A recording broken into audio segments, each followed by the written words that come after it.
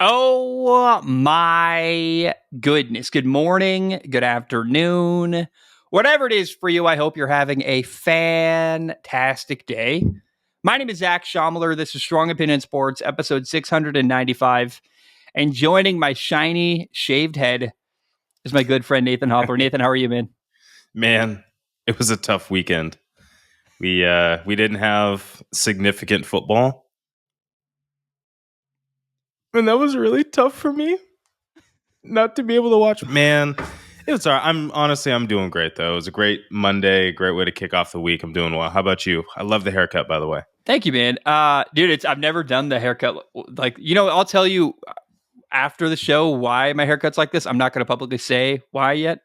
There's a reason. I'm going to turn my light down a little bit. I feel like it's really shiny on the camera. I just feel like my shiny dome. You just got maximum forehead exposure right I guess, man. Yeah. That's why I got a hat on right now. My hair is erect. That's up. What it is. It's funny, dude. I've never had my hair this short. I mean, I think I did once at one point, but no, I did a 3 on the top and 1 on the side today. Mm-hmm. And I like it. It's a different look. It's no maintenance, which is great. I want to ask you before anything else. Makes you look a little right-handed. If you're ready. No, I have no idea. I'm so glad that went over my head. I don't want to know. I really don't want to know what that meant. No, not right-handed in a bad way. Right-handed was a bad way to say it. You lean right, all right? Politically, there. I said it. Oh, got it. Wow. Oh, by the way, the show last week, there's a moment where you mentioned, like, we should watch the skills challenge, and I just stare at you like... That was a lot longer than I thought it was. When I watched it back, you were staring. It was like 5 seconds of just... It's funny, dude. I played it. Molly watched it on repeat like 10 times. Like, if I was a good businessman, I would make that into a YouTube short, because that's a funny moment, objectively. I really should clip that. I still could, and I probably should get on that. Can anybody watching the show clip that for us? Go ahead and send it. Thank you. I mean, I could. I really should. The problem with that Instagram Reels is the orientation is like that thin, long. Yeah. I think the way to do it, though, to be put your clip above mine, like orient it instead of side next to each other, it'd be vertical. And then you can cut off the sides. And I don't know if I make any sense to people, but then you can watch it on your phone. It doesn't look weird. Yeah, I hear it. I'm right there with you. We got really not a lot today. Got 4 news stories. We'll talk about the Super Bowl. Got 2 Patreon questions. I want to start today with something light and something fun. Don't miss out on the last football game of the year with Prize Picks, the best place to win cash while watching the big game. Prize Picks is also giving away a free pick for the big game where Patrick Mahomes only needs 1 passing yard for you to win 1 square. If you're correct on at least 1 more stat projection, you can win real cash. Check out the promos tab to tail any of our Super Sweat Millie winners big game lineups. For the big game, Philadelphia against Kansas City, here are the question marks. Will Saquon Barkley rush for 112.5 yards? Will Jalen Hurts throw for more than 215.5 yards? Will Travis Kelce have more than 62.5 receiving yards? Will Xavier Worthy have more than 56.5 receiving yards? You got to check Prize Picks for up-to-date player projections. If you tail a lineup that goes 3 for 3, you can win a split of $1 million in promo funds. Download the Prize Picks app today and use code CLNS to get $50 instantly after you play your first $5 lineup. Download the app today and use code CLNS to get $50 instantly after you play your first $5 lineup. Prize Picks. Run your game. Most of our Super Bowl conversation is going to be at the end of the show, right? We already talked last week. We'll do some kind of Super Bowl preview predictions at the end of the show today.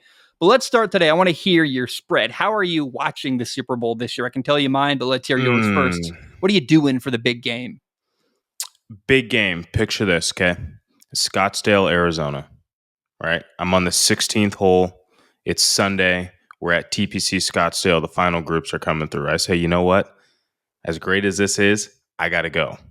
I'm going to go to a bar. Liz and I are going to go to a bar. We're going to meet up with a few other people, and we're just going to enjoy the game. Unfortunately, I won't be watching it from the comfort of my home, with like close friends, family, like it's been in years past. But I'll have Liz with me, and we'll be out there watching the game somewhere. We're still dialing in exactly what those plans look like. But again, my day is going to start at the Waste Management Phoenix Open at TPC Scottsdale, watching some great golf. And then, boom, we're going to finish the evening watching NFL football. I can't wait. Things could be worse. I'm gonna have wings, Coke Zero, because I'm a crazy man. That's my Coke drink. Zero, baby. That's my really like. Oh, that's our because me and Molly are seltzer water people. We're very boring. And our big special drink for game day is Coke Zero. Coke It's Zero, like huh? I'm not. It's funny. Like we drink like religious people, as if we're like Mormon or something. It's how little we like. We just don't. I just don't drink. I don't really do it. It's not really. I think the last time I had a beer was with you. Actually, remember that one time at Pig something? The down Oh, at, at River Pig, yeah. But I think even the time after that, we just went and got coffee. yeah. It's like we more recently got Uh-huh. coffee together than we did. Yeah. I'm just Yeah, not a well, big. Yeah. it's honestly, if you don't have a bunch of social events to go to, like there's not really a reason to. I mean, it in the most simple way, it's kind of poison for your body, increases inflammation, uh, I always feel bad. can increase your cortisol, and it just, you Yeah. don't feel great the next day. And, don't get me wrong. I love a glass of, red wine at night. Catch me and LeBron James having a glass every once in a while. But in general, I think, just a lot of alcohol consumption just brings you down. Yeah. No, Coke Zero and wings is the plan. Me, Molly, and her mom.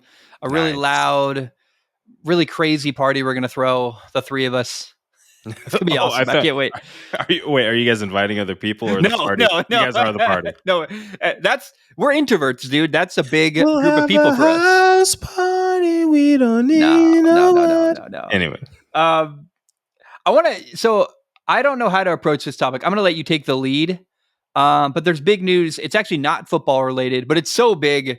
It even got. I'm not a basketball guy. Like I like basketball a little bit. I played it as a kid. I know you did yeah, too in high school. But a little I'm bit, less man. of a. I don't really follow. I'm not a huge basketball guy, and I own that. But there was a trade that happened that made even me go like, "Whoa!" It's a big deal that really matters.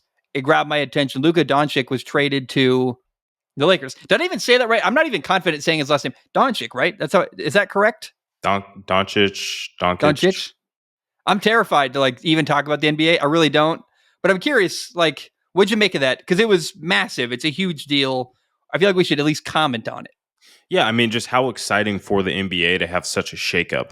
I feel like we've seen some of these big shakeups over the past couple years, whether that was, Paul George and Kawhi Leonard when they teamed up on the Clippers, right? When Kawhi Leonard had first signed.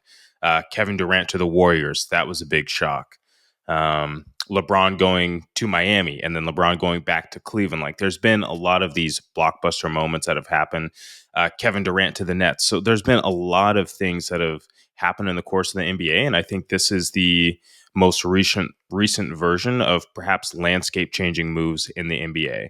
If you're Dallas, you're getting a fantastic center for kind of player who is extremely talented from the perimeter, great in the pick and roll, great to pair with Kyrie Irving. So you think about that, your front court and your back court being strong helps you out on the defensive side, which was lacking a little bit.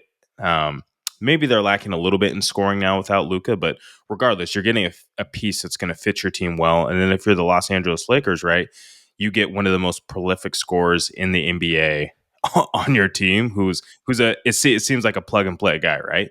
Just get him the ball and let him do his work. If LeBron were to retire, you're leaving your franchise in the hands of a guy who's got probably 10 plus more years to play in the league. He's only 25 years old. Again, incredibly talented with the basketball in his hands. And I think the NBA should be excited to see this level of shakeup. Hmm. Yeah, I'm just excited for the Lakers, man. What they got going on, the group of guys they have.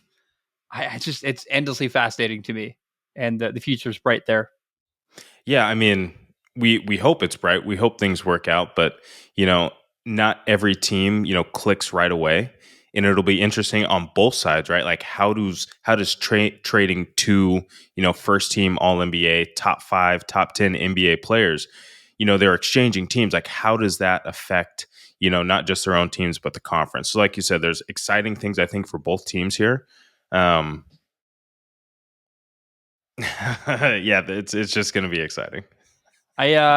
I'm talking being about very trades. political. I'm sorry. Oh no, it's okay, man. I think I like the approach we took there. I think we'll leave it there.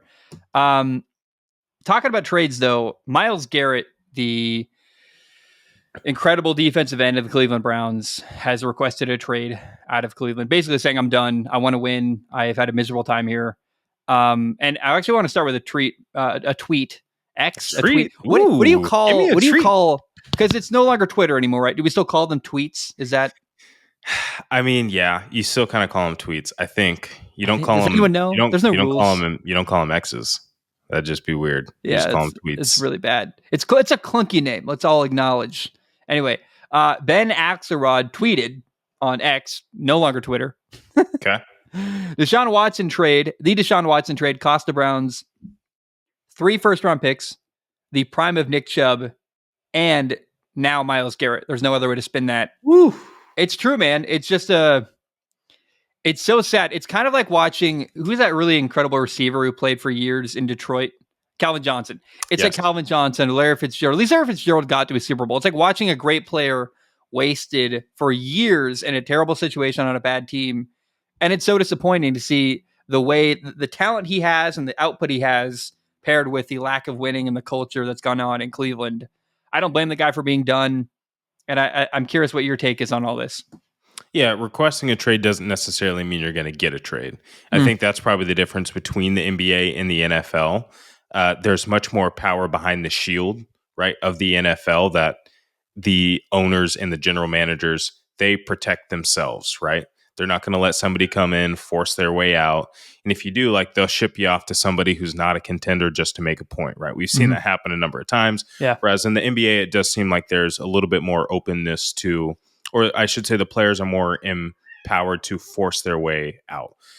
So that's the first thing, right? We don't know if he's actually going to get traded. The second thing is, if I'm the Washington Commanders, I'm picking up the phone immediately. And I know maybe we weren't getting to landing spots yet, but yeah, what a shame for his career to have ended the way it did.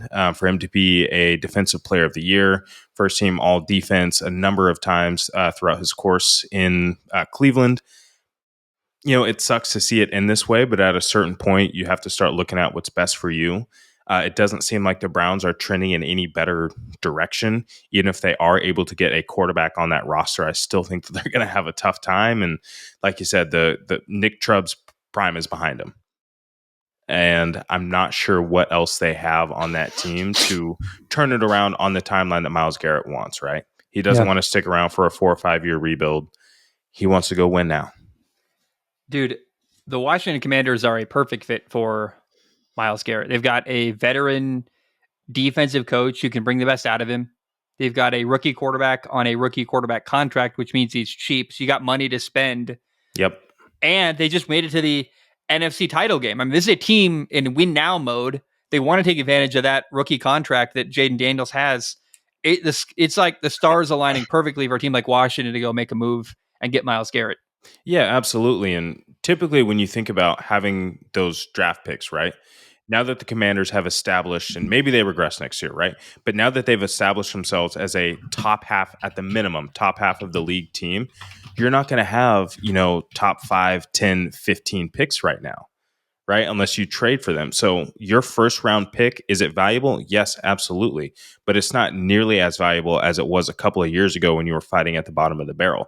So if I think about what a first round pick looks like, and maybe even just a second round pick, I'd be willing to give those up to get Myles Garrett now, knowing that, yes, I need to clean up my offensive line a little bit. I've got some money, got tons of cap room. I could handle a little bit of that in free agency. I can draft a guy or two to start developing. And then, boom, all of a sudden, maybe not next year, but the year after, you are a serious contender. So there's a lot that can happen here for Washington, and I think it makes a lot of sense. New England has the most cap space available in the NFL, 124 million. They're a prime consideration. Before we get into talking about New England, and I want to list a couple things that make sense to me, because I don't know that they trade him to another AFC team. I don't like the Bengals, for example, are a really fun idea. They've got 49 million of cap space, and I'd love to see Joe Burrow have a great defensive player, but you're never going to trade him in your division. Yeah. And I think the Chargers are another team that, like, hey, him and Harbaugh would mesh really well together. That'd be a cool fit, but I don't know if they're going to trade him in the AFC. Most of the targets that make sense to me are in the NFC, like Chicago, Hmm. Green Bay, Washington. I like Minnesota as well. You think about it, Minnesota has JJ McCarthy on a rookie contract. If they go that route to keep him, that's another team with a cheap rookie contract and money to spend. It's similar to Washington, actually. I'm curious. And also, by the way, trading for him means that he's at the mercy of who wants him. He doesn't Right. necessarily get to go where he's not a free agent. So a team like Minnesota, even though they've got JJ McCarthy, if that's their quarterback they choose and work with, we don't know that's a Super Bowl contender with JJ McCarthy. But if they think they are and they make that move, he's stuck there. What do you make of what I'm saying here? Yeah, I think to your point, it depends on who wants him, right? And what that market is going to look like. Yeah.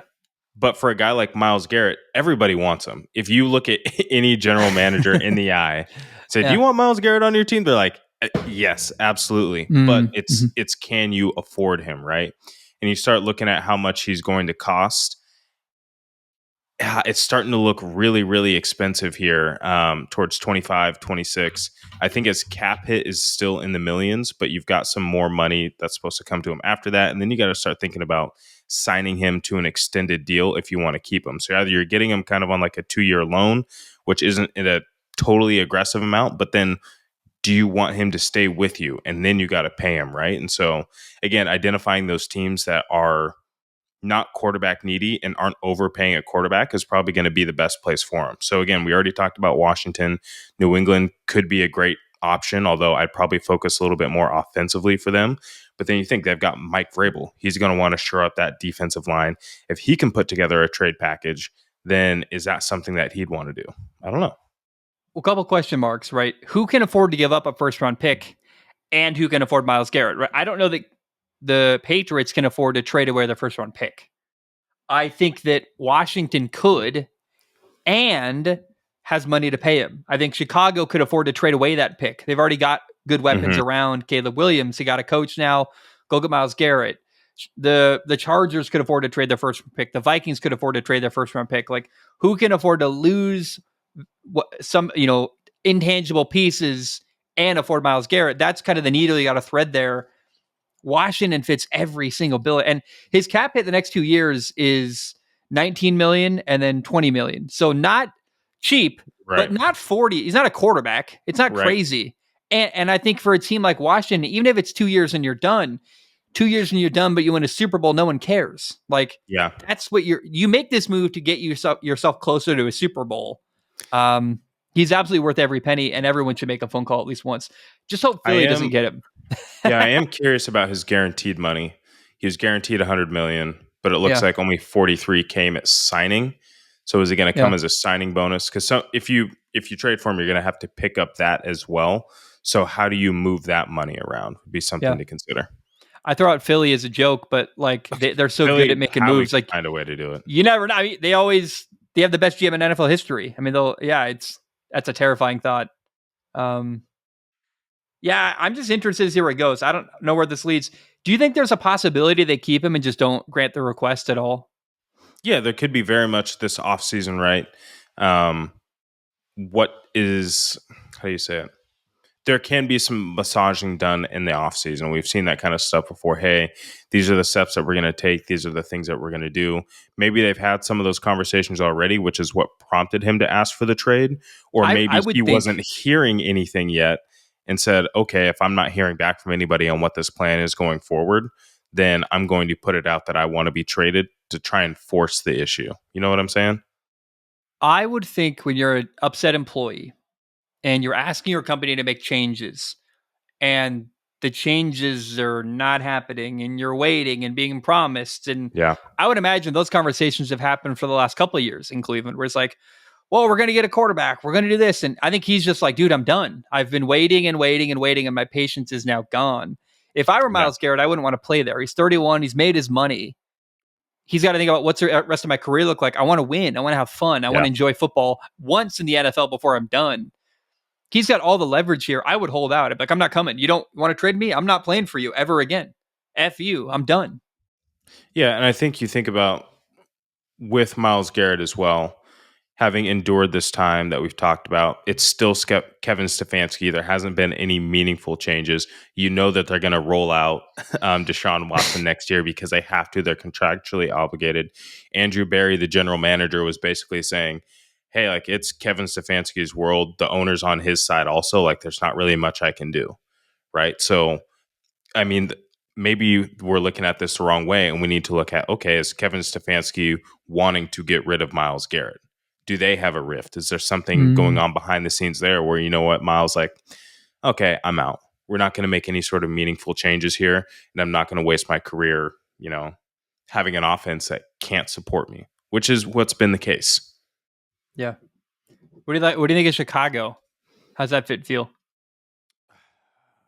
I mean, again, if you ask any general manager if you want him on your team, the answer is yes. I wouldn't do it purely because of optics, right? You've been cursed as the team, as this defensive culture team, this team that can't get offense right, blah, blah, blah. If one of your first big moves is, boom, let's make a big trade, big splashy trade, a bunch of money, let's give it to Myles Garrett. That's not going to go over well. I don't know with that you necessarily have to sign him. I mean, here's my reasoning for Chicago specifically. Like, I think Washington's the number one team. We both agree that's where we would like this. It's the best fit for him. But Chicago plays in the division where Minnesota has not one but two quarterbacks. You've got a great quarterback in Green Bay. You've got a really good, stable, incredible football team in Detroit. It's a really competitive division. It's not quite the AFC West, but it's getting there. It's close. And you need every advantage you can possibly have. You're the bottom team in a really good division. You need help, and you got to make other quarterbacks in that division really uncomfortable. I think it's a no-brainer. I think Chicago should pursue this heavily. I think they're the number two team, in my opinion, behind Washington. Yeah, again, I look at it purely optically. Well, optics don't matter if you win. They don't matter if you win, but if you lose, then it looks really bad. Then is it it looks the really, Khalil really Mack bad. fear? Is that the? It could be the Khalil Mack fear. It could be anything and everything that Matt Eberflus did over the last couple of years. Like, I think that their splashing moves have to be on offense right now. Again, purely for optics. And I know, again, optics don't win Super Bowls. A guy like Myles Garrett can help you win one.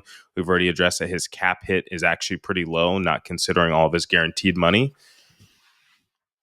I think you could also argue Myles Garrett doesn't help you win because. But what do you look at what Cleveland's been with him. But what do you trade if you're Chicago? What sort of assets does Chicago have? I think the first round pick. There is nothing like being in person for an NFL playoff game. The energy, the sound, the crowd, it's incredible. And Game Time can help you get NFL playoff tickets. Here is what Game Time does for you. The Game Time Picks feature allows for curation that makes it easier to save more on sports, concerts, comedy, theater, and other events. They have all-in pricing, which is a feature that makes sure there are no surprise fees at checkout.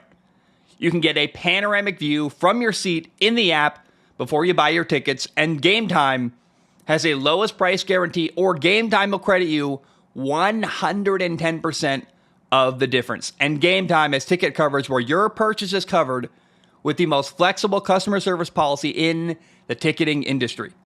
Download the Game Time app, create an account, and use code CLNS for $20 off your first purchase. Terms apply. Again, create an account and redeem with the code CLNS for $20 off. Download Game Time today. Last minute tickets, lowest price, guaranteed. The Bears have the 10th overall pick. Hey, the 10th pick to Cleveland, you got pick 2 and 10. It's not bad. Cleveland could do a lot with the second pick and the 10th pick. Let's see. What else have they got? 2025, they've got their 1, their 2. They got a 2 from Carolina. So, yeah, you could do a 1 and a 2. Let's see. In 2026, they still have their first round pick. If the Bears are sorry, if the Browns are smart, excuse me, right? They trade for the 10th pick with Chicago, and then they trade down the second pick because they don't need a quarterback. They trade down and get a couple more picks. You could end up with like 5 picks in the first, 2 rounds. You could have 2 firsts, 3 seconds, and really like make some big changes in Cleveland. I mean, I think there's a way to leverage. Interesting. Because look, you're screwed. You're Deshaun Watson's a failure. It's a bust. You need to rebuild. I think Myles Garrett puts you in a position to rebuild. You got the number 2 pick. You could have the 10th pick and a second. And then again, trading down from 2 with the Raiders or something to 6, you get a first so you get the 6th overall pick instead, but maybe you also get a second round pick in that trade too. Raiders get a quarterback, you get a first and a second. Like, there's a lot of ways to leverage this. I think having 2 first round picks and 3 second round picks is a great position for the Cleveland Browns if the picks are made right. Yeah, wow. That's a lot to consider if you're a general manager, right? Yeah. Sounds like the Browns got some moves. It's my dream job, dude. I mean, I would love to be an NFL GM. I'll never do it, but it's such a it would be so fun to be in those rooms making those decisions. I would love to be a general manager from a talent evaluation and roster building perspective, but as far as trying to manage the cap, forget about it. You start asking me to move too many numbers around and we'll defer this to then and signing bonus this and move that. I'm just like, you know what? I'm out. Is the guy good for the culture? Is he going to help my team win? Sign that guy. Oh, he's $50 million a year. Never mind. I'd enjoy it. My job now is contracts and signing and all. It's fun. The Raiders made a move. Tell me about Chip Kelly going to the Raiders. Yeah, I find that incredibly interesting. Number one, it tells you that Chip Kelly kind of wants another crack at the NFL. He had a rough start. He had a great start, honestly, in Philadelphia, a rough close in San Francisco, and it kind of got him kicked out of the NFL. You know, he's coached his way through the college ranks, and now he comes to the Raiders. He's got great knowledge of the recruiting classes. I guess they're not recruiting classes; they're NFL draft classes for the next couple of years. Which is an advantage for him, you know, who he wants to select offensively to kind of help build his side of the football. And again, I think that he's probably taken a lot of lumps and learned a lot of lessons about how to navigate the NFL landscape. And you'd hope that he will take those learnings. And even, again, in a very professional environment like Ohio State, what does he bring? I think that's a great pairing for Pete Carroll, right? You get a guy who's a big offensive personality who can take that on and allow you to focus on the culture building, on the defense, on being the rah-rah guy that Pete Carroll is. I think it's the right guy. I also think, no offense to Pete Carroll, his weakness has always been hiring an offensive coordinator. Yeah. And this is a guy who's, I think, kind of a cutting-edge offensive coordinator. Hiring Chip Kelly as your offensive coordinator, I didn't know that he would be interested in this job again. I thought maybe he wants to be the guy at Ohio State for a long time. He one and done, wins a national title, and he's out. It's interesting to me. I wonder what Chip Kelly's plan is. Now, he got paid $6 million a year to go to the Raiders. That's right. That's a huge pay raise. I think that maybe it was just simple as, hey, it's a huge amount of money I can't say no to. That might be the simple solution. Here, who had a failed head coaching career, kind of went back to college, came back to the NFL and got a rookie quarterback, and then ended up having a successful year and is now talked about as being a head coaching candidate again? Tell me. Cliff Kingsbury. Right? Got kind of pushed out of Arizona, goes back to college for a couple years, comes back. So Chip Kelly, a little bit different path, but also the same. Stick with me here. We're getting to the good stuff. Chip Kelly takes a very similar sort of approach, right? Let me blend this kind of college offense with an NFL offense. Let's go get whatever quarterbacks available to us in the draft. I can't remember where the Raiders are picking. And then go from there, right? I think it's an opportunity for him to reestablish himself as a great offensive mind in the NFL. And inevitably, when more head coaching positions open up, you know, he's going to want another chance. That's how I see it. Well, and maybe he learned, like Shady McCoy always talks badly about him. Maybe he learned from his experience as the Eagles head coach. Yeah. Remember, he was the beginning of Nick Foles too. Like Nick Foles was great under him. There was a bit of success in Philly. It didn't quite work out. Vick was great. Michael Vick was great for him. But yeah, like Chip really just rubbed that locker room the absolute wrong way in terms of how he wanted to do things. And then, you know, in comes Doug Peterson with relatively the same roster, and you know, things instantly turn around because it had nothing to do with the talent on the team. It just had to do with how they were connecting and meshing. Yeah, here's my problem with everything you're saying, by the way. The Raiders still have the 6th overall pick. They've got the 6th pick. They're not in position to draft a quarterback, in my opinion. Jackson Dart isn't a game changer on the Raiders. I just don't believe that. Ooh. I'm sorry. He's not what you want. He's not today's NFL quarterback that's dynamic. It can make plays. And I'm really nervous for the Raiders quarterback prospects. I really am. I don't know who their quarterback is going to be. I hope they trade up. I think you could trade up with Cleveland and get the 2 spot. And I also really like, I don't know why we haven't heard more rumblings, and maybe one day it'll just break, right? And we're not quite time for it's going to probably push the draft like closer to the draft before a trade like that happens, because people are negotiating, trying to get more and more and more. Yeah. What can I do with this pick? But the Raiders better trade up, man, because if not, the Giants are going to take Shedeur Sanders. I think it's going to be Cam and Shedeur 1 and 2, whoever, Hear me out. whatever order. Hear me out. Go ahead. Will Howard in the 5th. Bring a guy that's already running it out. Bring in a guy who's already running better than Aiden O'Connell. It's not. I didn't say it was any better. I'm just saying, hear me out. It could be something that they look to do. It could be something that they look to do. Awful. If it's not awful. Okay, I tried to sneak that in there. No, you're not by you did. No, I'm not letting that pass the goalie. No way. No way. No. No, I agree with you. I do think that the Raiders, They want a third backup quarterback, apparently, by the way. They're like, hey, we have 2 already. Let's get a third backup quarterback in the Raiders organization. Gardner Minshew and Aiden O'Connell wasn't enough. We need a third one. I'm sorry, I have to go off. I can't let that slide, dude. I truly think that if Aiden O'Connell can start in this league, so can Will Howard. But honestly, now that I say that in jest, but also I could see that being a landing spot for Will Howard, right? Mm-hmm. You get the comfortability, you get the knowledge. Sure. They're probably going to make a move for multiple quarterbacks. My bet is that they probably go after a veteran as opposed to trying to trade up and expend a lot of capital to get a rookie, right? If I'm Pete Carroll, the last thing I want to do is be like, okay, trade away all my picks for the next couple of years. I understand that I have a leash for a few years. I'm taking over a tire fire. The last thing I want to do is try and jump the gun, get myself a rookie quarterback that I have to play right away, and then things get screwy. Go get yourself a veteran, like a genuine veteran bridge. Maybe they're the team that goes out and pays Sam Darnold. Then you draft the best quarterback in the draft, Will Howard, in the 5th round, and then you go from there. But seriously, I agree that the Raiders might want to be aggressive, and that might make sense. But if I'm Pete Carroll and the new general manager, I can't remember his name, like that's not what I want to do. I don't want to go first thing in flying, trading a bunch of capital to try and get a quarterback that honestly no one really loves right now. Kind of depending on who you talk to between Cam Ward and Shedeur, like people are hot and cold on him. Either you like him or you don't. Either you see him as a 1st round guy or you think that they're, late 2nd, early 3rd, or just, you know what I'm saying? If I'm not sure, that's not the first move I'm going to make. I just think you have to get a quarterback. And I don't like, maybe it doesn't work and you're in a better spot next year, but I just have no problem with them trading up a little bit. Because what are you going to give up? A 1st and a 2nd to go from 6 to 2? That's not the worst thing ever.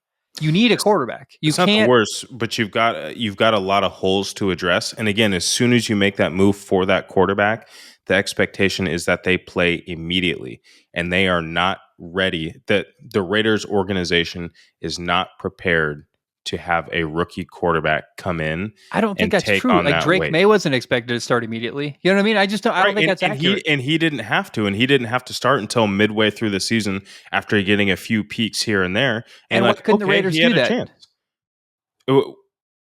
Because they'd have to trade up to get somebody.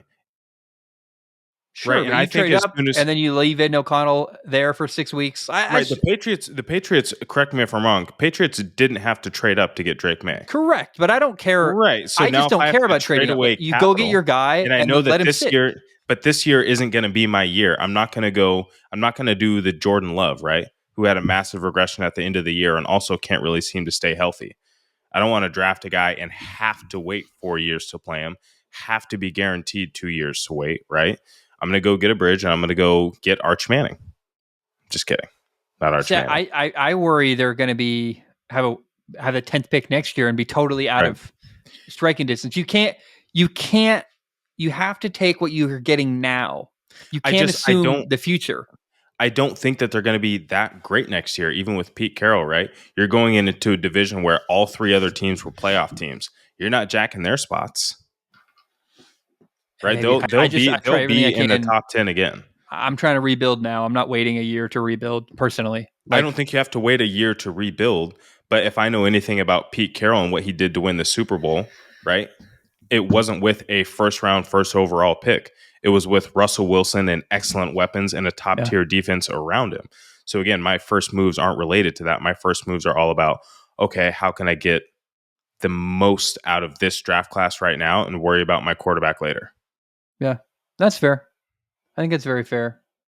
Are there any quarterbacks you can move around? Like, what about like a Jalen Milroe or someone like Marcus that? Mariota. Somebody's got to grab him.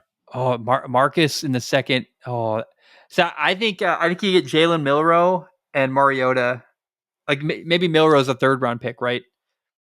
And similar to Russ, right? And you develop him behind Mariota. That dog will hunt. Like I need a plan with the Raiders. I need something to feel good about because right now Desmond Ridder, Gardner Minshew, and Aiden O'Connell isn't going to cut it in the Raiders organization. You're in Las Vegas. In Vegas, you don't plan. You just go with the flow. Apparently. You're at the casino for a couple hours. You black out. All of a sudden, you're at the pool party. You're back at the casino. Now you're watching the Jabberwockies. Oh, wait, there's the Blue Man Group. It's hard out there. Yeah, it's hard to plan. Cooper Kupp is being probably traded from the Rams organization. Tell me why. Because here's my thinking on this. Is it because he's expensive? Like what? He's old and expensive and injured. I get it. But you're also a playoff team in a good position. Like, what do you think the thought process is behind the Rams getting rid of Cooper Kupp? Or we assume he's going to get traded imminently. I feel like this means the Rams have another rookie target that they're very comfortable that they are going to get and be able to slot in with Puka Nacua. I also just think that Cooper Kupp has kind of run his course in that offense. I think we saw that even after his return from injury this year, Puka was the focus. I think they think about paying him $20 million. Although not compared to other wide receivers, your Jamar Chases, Justin Jeffersons, it's pennies on the dollar. But I just don't think that they're willing to pay that for another year of him maybe missing some more games. And it just might be time for the two to do a reset. I don't think that there's any bad blood. I think that obviously Cooper Kupp is pretty upset about it because he wanted to be a Ram for life. But I just think it is the most business decision of business decisions. Hey, this offense is moving forward with Kyren, with Matt Stafford, and with Puka Nacua. You're kind of the odd man out right now. We're not going to pay you. We're going to go get some younger guys in here. So it sucks, if you're Cooper Kupp. But I think that, again, same deal. There's some teams that could use a veteran wide receiver to help develop, your guy. I wonder. So his cap room hit $29 million next year, and then $27 million in 2026. Then he's a free agent. The Rams got to pay $22.2 million if they cut him. So the Rams want to trade him, obviously. Right. Is anyone gonna who wants that contract at 31 years old with an injury history? Carolina, Tampa, like who's desperate enough to pay that money? 29 million. Like Myles Garrett's 19 million, right? Like why would you ever take Cooper or Kupp when you could trade for Myles Garrett, who's significantly cheaper? I know you're going to trade way like a fifth round pick to get Cooper Kupp, but still. Here's what I see. I see a team like New England making a deal like this, and here's the reason. You've got Drake May, right? A developing quarterback. You need a guy who can get separation. Is Cooper Kupp still the fastest guy in the world? No, but he's still elite at creating separation and playing zone defenses. Who did the Patriots just bring as their offensive coordinator? Josh McDaniels, who is excellent at utilizing slot receivers, guys who can play inside and outside, actually, and getting them open in space. Josh McDaniels, look at Julian Edelman, look at Wes Welker, even Gronk when they split him out and played him in the slot positions. There's going to be a multitude of ways that the Patriots could use a guy like him. That's a great example. If people stop looking at the price tag, any team would love to still have Cooper Kupp. So it just sucks that the price tag is so high. The Patriots have 124 million available, so they could spend that money and not even think about it. It's fine. Right. The Raiders could trade for him. They got 95 million in cap space. They need a receiver. Yep. I think Chicago doesn't need him. They got a receiving option, but no, it's interesting. Even Chargers. Arizona, I think would be interesting too. You get Kyler Murray, a guy who's going to be, where he needs to be. while you're developing a guy like Marvin Harrison Jr. and then you got Greg Dortch, your speedster, and you still got what's his name, Michael Wilson, your big red zone target. Like that could be a solid receiving core as well. What if he stays in LA? The Chargers need a receiver. They've got money to spend. How does that fit work? Chargers, Herbert. Yeah. I mean, he could kind of fill that was it Logan Wilson role, that receiver from Michigan when he was with Harbaugh. He could kind of fill that role. I could see it working in LA. Is it Roman Wilson? Roman Wilson. Yes. Yeah. Thank you for catching me on that. Thank you. I think Logan Wilson's a linebacker. I could see it in LA, but I feel like you've already got Ladd McConkey, who's already in that kind of slot spot. Not that the two would be 100% duplicative. You're saying they've already got a slow white guy, huh? Lad is not slow. Let's be very. I know. That boy, quick. But yeah, I mean, I just think it would be duplicative based on their position. Yeah. Who else? Maybe Pittsburgh might, take a chance on a guy like that just because they've struggled after, the departure of Antonio Brown to find a consistent receiving room. Could Washington use him? Again, Washington's got $82 million to spend. I think they're a team that made it the NFC title game last year. If I'm them, I view myself as I'm close. I got a rookie quarterback. Yeah. I got to take advantage of that contract. They should be in the market for Myles Garrett and Cooper Kupp potentially. Yeah. Am I wrong there? What do you think of that? Yeah, for the way they're going to spend their money, I would wait for a bigger cherry on top. You know what I mean? When you get that cherry on top, sometimes you get the one that's kind of half split and it doesn't even have the stem in it. I feel like that's kind of Cooper Kupp. Not saying he's damaged goods. I'm saying that there are better cherries on top to spend your money than Cooper Kupp. Yeah. And if you're a team like Washington, don't jump into paying that guy, 27, 29 million a year. When again, you have a long leash, the wide receiver draft classes continue to get deeper and deeper. I'd be a little less desperate if I'm Washington in particular. Yeah, Washington kind of can pick and choose right now. They don't have to gamble on anybody. They're good with their quarterback. They're good with their head coach. They can make really calculated decisions and not reach right now. I think you're. I'm not saying I would hate it. I'm just saying I don't think that they need to do it. Washington has $82 million of salary cap space. If they go into the year with a cushion next year, it's a huge mistake. You have to. Well, the quarterback is cheap. Spend every other dollar on building as good a team as possible around the young quarterback. Take chances, take risks, take big swings, even if you miss, to go get a Super Bowl, because otherwise you're going to regret it. I will be so disappointed if there's any extra salary cap space in Washington at the end of this offseason. It's like, man, what are you waiting for?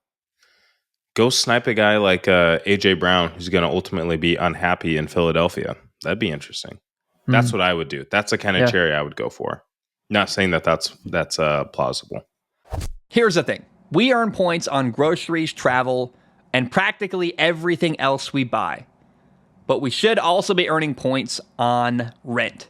That's one of our biggest monthly expenses. Built changed the game by letting renters earn high-value points on rent and around their neighborhood. There's no cost to join Built, and as a member, you'll earn valuable points on rent and on your everyday spending. Built points can be transferred to your favorite hotels and airlines, and even the ones you haven't heard of. There are over 500 airlines and 700,000 hotels and properties around the world you can redeem your Built points toward. Points can also be redeemed towards a future rent payment and unique experiences that only Built members can access. So if you're not earning points on rent, my question is, why not? Start earning points on rent you're already paying by going to joinbuilt.com/SOS. That's joinbilt.com/SOS. Make sure you use our URL so they know we sent you. Joinbuilt.com/SOS to start earning points on your rent payments today. joinbilt.com/SOS. Joinbuilt.com/SOS. No you. Built, B-I-L-T. Let's shift to the Super Bowl, the big game itself. We've got coming up on Sunday, all of my wings, my Coke Zero, Philly and Kansas City. Game is in New Orleans. Who's going to win? Like, what do you think is going to happen? I don't know. I don't know if I have an answer, but I'm curious if you do. Yeah, Kansas City wins. Really? Yeah. Do you still feel, because I feel today, I was talking about this with someone, if one team wins by 20, it's Philly. I just think they are better on paper, Yeah, they could steamroll. but I think I don't think Kansas City beats Philly by 20 points, but I think ultimately what's going to happen is it's going to be a really close game, and that advantage goes to Kansas City given their experience, and they just seem to have a knack for making plays in big moments when it's needed. Yeah. I think it's a game that's going to come down to the final play, though, honestly, or the final drive, final minute or two. Do you agree with that? Yeah, it's going to have to come down to the final play. Roger Goodell is not letting any of this viewership drop at any moment, right? This thing is going to be close till the very end. You got to maximize those Super Bowl commercial dollars. Now, here's the deal, though. It is really hard to steamroll the Kansas City Chiefs because they are great at responding to the adversity, right? Some teams, you get a big touchdown scored on you, then you throw a pick six, and then you fumble the next play, right? And you just kind of like what the Lions did, imploded. Kansas City Chiefs don't do that. It is really, really hard to score two straight on them without them responding with at least a field goal. So it's going to be really, really hard for Philadelphia to separate. And I think their inability to separate is going to frustrate them, right? They're going to go up maybe 10 points like they did a couple of years ago. And it's just they're going to get tight. I feel like that's what's going to happen in Philly. And again, if it comes down to a close game, you got to make high stress, high value decisions in really quick manner. I just think that the Kansas City Chiefs are going to have that edge to win that game. I think regardless, Saquon Barkley is going to have a great game, but I truthfully feel it's going to come down to the arm of Jalen Hurts. What version of Jalen Hurts? We've seen a number of different versions this year. What version of him do we see? Right? Trent McDuffie is going to be on A.J. Brown all night. Devontae Smith is probably going to be open. There's going to be an opportunity for Devontae Smith to have a great night, and he's had a great night the last time that they played the Chiefs. I don't know. I said last week I'm rooting for Kansas City because I would like to see a three-peat. I mean, we've never seen a team win 3 Super Bowls in a row. I think it'd be historic. It'd be the first time it's ever happened. It'd be cool. It's like the only way to get a one-up on Tom Brady for Patrick Mahomes at this point in your Right. career. I would love to. That's exciting to me. However, I don't know if I want to commit to that take. The more I thought about it this week, I'm like, man, I love Jalen Hurts a lot, and Yeah. like the storyline of the guy who got benched at Alabama for Tua, beating Patrick Mahomes and winning a Super Bowl. Like that journey is crazy. And where he started to where he is now is incredible. And I just really find Jalen Hurts incredibly compelling, easy to root for. I love the guy. And then you look at Saquon Barkley, 1 year out of the Giants winning a Super Bowl. That's a cool story too. Like you can't go wrong. No matter what team wins here, it's a great story. And I know all week people have been complaining like, it's the two teams they didn't want. It's a terrible Super Bowl, blah, blah, blah. I think it's awesome. I think it's a great matchup. It's going to be an incredible football game. And despite all the complaining, people are going to watch. Like everyone's going to watch. Complain all you want. You're going to watch the entire time. Have a great time watching. Here's my prediction for the game. And you're going to laugh because I'm not going to commit to a winner. My prediction is it comes down to the final minute. I mean, that's the best I can do. And that's all I want from this game is to be a game that is really close at the end where going into the 2-minute warning, I'm like, someone's got the ball and I don't know who's going to win. That's what I want from this football game. Yeah, I mean, and that's likely what you're going to see. I think that a storyline that we need to pay close attention to is how this Chiefs offensive line plays. I think that they had a great AFC championship game against the Bills, kind of working in and out of Kareem Hunt, getting him some seams here and there to pick up some crucial yards, as well as protecting Pat. The Eagles' defensive line is no joke. And I think that if they can push Mahomes off his spot early and get him uncomfortable, I think we could see a Super Bowl, maybe not scoreline, similar to what we saw as far as Chiefs versus Bucks during the COVID Super Bowl. Yep. But if Mahomes has to start running for his life, I have a tough time thinking that they're going to be able to make enough plays to win the game. We know that the Chiefs aren't afraid to throw the ball, 50 plus times. It's kind of a little bit of their DNA, and when they mix it in with the run game, But again, if you get Pat on the run, you can get them frustrated early. That's the scenario I see this snowballing, is if Jalen Carter is living in the backfield, if they are, again, forcing Mahomes to make decisions quicker than he wants, not letting him out of the pocket, not letting him get those cheap little scrambles that he gets you for, that's going to be the difference in the game. Yeah. No, I think there's a way this game could get out of hand. Yeah. The Tampa game, the Tampa Super Bowl where they lost to Tom Brady wasn't a close game. And that, I think a similar thing could happen there. If there's a blowout here, it's Philly winning by 20 Yeah. points. And you think about it, that team had Travis Kelce, more close towards his prime, right? Arguably still in his prime, if you will. And that team had Tyreek Hill. You don't really have those guys in the Yeah. same way anymore, right? Yeah. And do Oh, you yeah. have some newer and or different versions? Travis Kelce being older, now you got Xavier Worthy. Yes, you do. But I would rather have a prime Travis Kelce and Tyreek Hill to try and, No, this is a how do you say, worse team slow than down. lost to Tampa. This team I is don't, worse than the Tampa team, in my opinion. I don't know if it's a worse team. I think it's a different team. And I Mm. think that the landscape of how people have played defense against the Chiefs in particular, and now what we've seen from the rest of the league, has kind of changed and evolved. And I think Pat's also grown too, right? He wanted to make every single play. So he was scrambling, he was running for his life. Where now we'd see Pat either throw it away, live to see another down, find a check down, or even check to a play that's going to get him in a better situation and probably shift and change the protection. So there you're seeing a new and more evolved version of Patrick. Again, that's why it's going to be solely on the D line. It's not necessarily going to be schematics. It's, is Pat going to have time to see the field? So you're saying the way that Kansas City's different now than that Tampa team is we've got a more experienced, better Patrick Mahomes, even if there's Yeah. less flash around him and a Yes. better defense. Yeah, I mean, if you took that team from a couple years ago and put Pat on that team now with the knowledge that he's gained in terms of reading defenses, understanding the offense as a whole, understanding what his role is as a quarterback, Handling I think, situations. yes, handling situations, like there's been a tremendous amount of growth. And you could argue the same for the Eagles as well, since their most recent Super Bowl loss to the Chiefs. So I think there's a lot of growth on both sides. Yeah.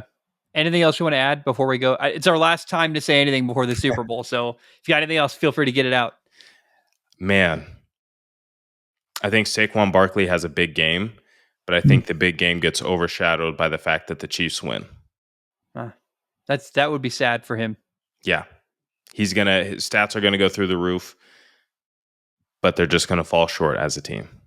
Either way, I hope Philly's safe because that town has a propensity to erupt Yeah, when big man. games happen. Yeah, prayers out to those in Philly right now. Just in general, there's a lot of chaos out there. I would not want to own one of those. Oh yeah, and a plane crash. I mean, man, it's been a weird week in Philly already. Yeah, They don't need more chaos. they do not need more chaos. Yeah, man. Did you see the videos? What's happening with planes right now? I mean, oh my gosh, it's I don't even want to get into it. yeah, fair enough. Well, let's end with this. We got two questions on Patreon. I think both are short, but Funky Kong writes in and says, "Are there any quarterbacks you're predicting will shoot up the board and day one guys on draft day alongside Cam Ward and Shadur Sanders? Also, what are some key things you look for in a quarterback at the combine?" I want to start by answering that I don't look for anything in the combine. I don't think the interesting part of talking to quarterbacks or meeting with quarterbacks or quarterbacks being at the combine at all is what we see. It's what happens behind closed doors in the classroom, in the interview setting. So I don't know that you and I from the outside are going to get anything from the combine as far as quarterbacks, honestly. Right. Unless you're an NFL general manager in the interview room. But Nathan, are there any quarterbacks you're predicting other than Shadur Sanders and Cam Ward ending up as first round picks and maybe making an impact? I think Jackson Dart and Dylan Gabriel are two guys, and I say this solely off of the Reese's Senior Bowl. Those two guys seem to have a lot of positive press about them. Now, the thing about the NFL draft is there's a lot of information that gets put out there intentionally to try and stress out other general managers and teams. Like, oh, like I was eyeing that guy, but now the team 4 picks ahead of me is eyeing that guy. What do I do here? So those kind of things can be hard to take away, but what you can't take away is the performance that those guys had. Both of them showed great ability to stand back, read defenses, get through the progression, deliver on time, deliver with accuracy. And I think that is what a lot of NFL GMs look for, right? They know that they can teach you the footwork. That was a big knock on Jalen Milroe.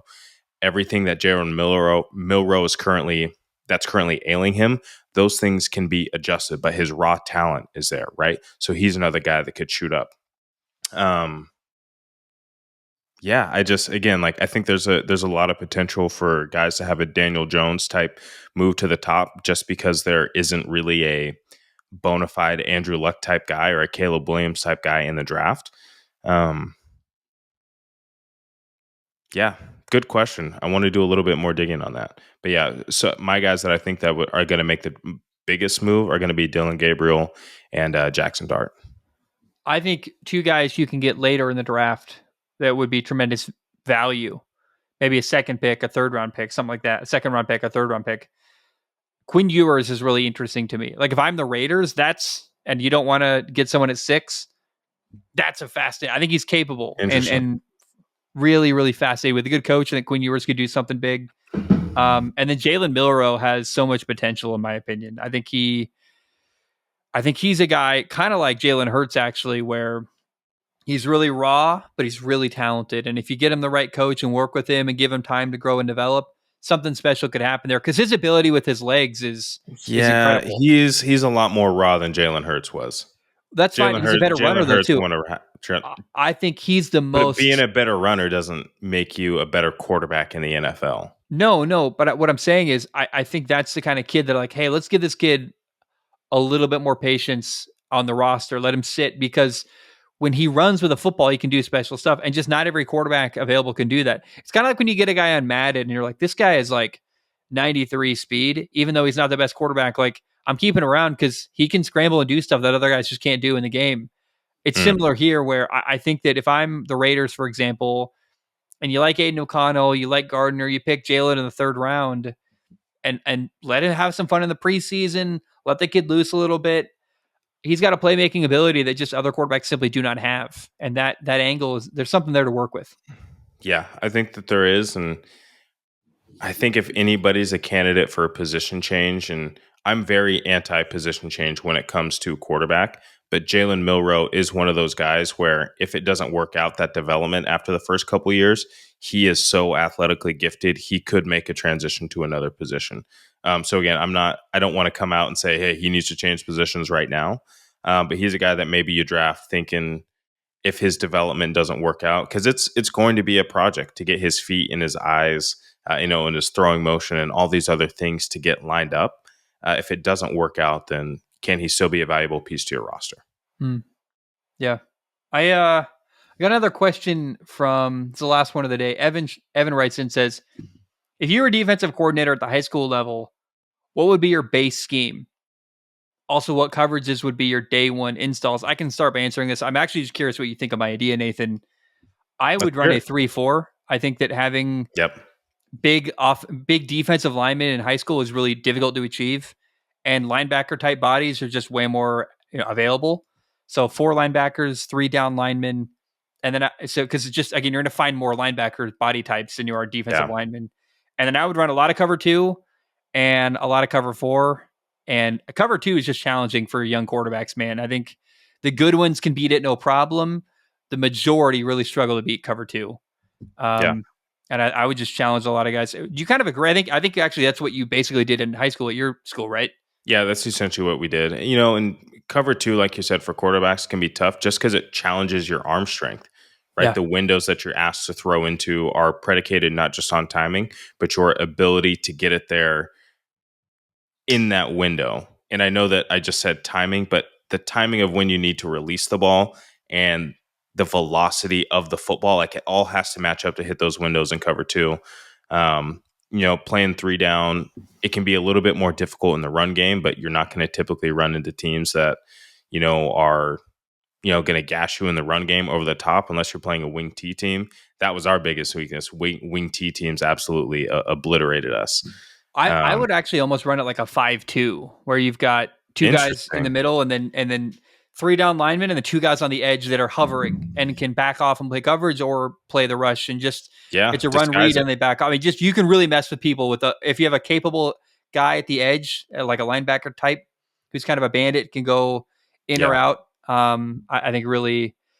And then I would play a lot of cover 4, because what that does is give you better numbers in the run game as well. And so Do you like that it cover 2, cover 4? Well, yeah, and 2 can look like 4 when Yep. things get started, right? And so you Yep. can start to disguise coverage at least a little bit. But I think the most important thing is not to be thinking about, coverages and bases and all this kind of stuff. Like whatever you want to install, just make sure that everybody's assignments and alignments are clear. So many mistakes happen at the high school football level simply because a linebacker isn't stacked, right? Or isn't over a gap, or your safety is not over the ghost of the tight end, or your safeties and corners aren't counting the receivers the right way and they're not adjusting to motion. Putting into place the rules for your defense is infinitely more important than trying to have all these different coverages. So I would just focus on making sure kids know their assignment, and if you can out assign people, then you're going to have a really good chance of being successful during the play. I think the more simple your assignments are, the more likely you are to succeed at the high Yes. school level. Yes. You're reading the guard, you're reading the tight end, you're reading the running back. This is your response. Just very straightforward.